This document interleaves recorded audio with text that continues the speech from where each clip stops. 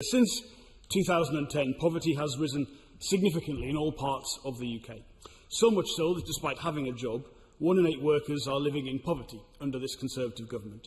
This Tory government chose to cut the lifeline of the £20 universal credit uplift in October at the worst possible time. Clashes with the withdrawal of the furlough scheme, which the Office for Budget Responsibility warned will lead to UK unemployment levels peaking, hitting young people particularly hard. The Trussell Trust reports that 62% of working-age population referred to food banks were disabled. Even pre-pandemic, 75% of children living in poverty lived in a household where at least one person worked.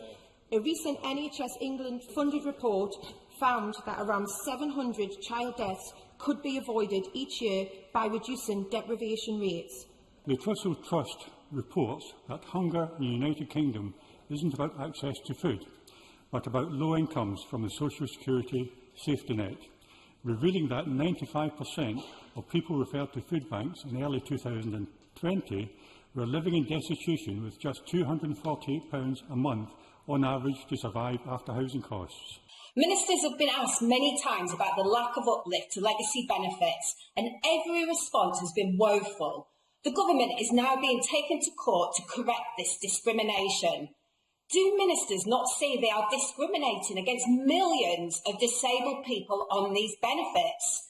The government has focused support on universal credit and working tax credit claimants because they are more likely to be affected by the sudden economic shock of COVID-19 than other legacy benefit claimants. The government has always been clear that the £20 increase was a temporary measure to support households affected by the economic shock of COVID-19. And there have been, I'm pleased to say, positive, significant developments in the public health situation since the increase was first announced, including the hugely successful vaccine rollout. And that's why all the efforts of this government going forward are going to be, yes, ensuring we have a strong, robust welfare safety net, but the focus is on jobs, jobs, jobs, and through our £30 billion plan for jobs, we'll achieve that. I'd say to the Minister, work is the best route out of poverty, but it hasn't been working for the last 11 years, and the evidence is there for us all to see.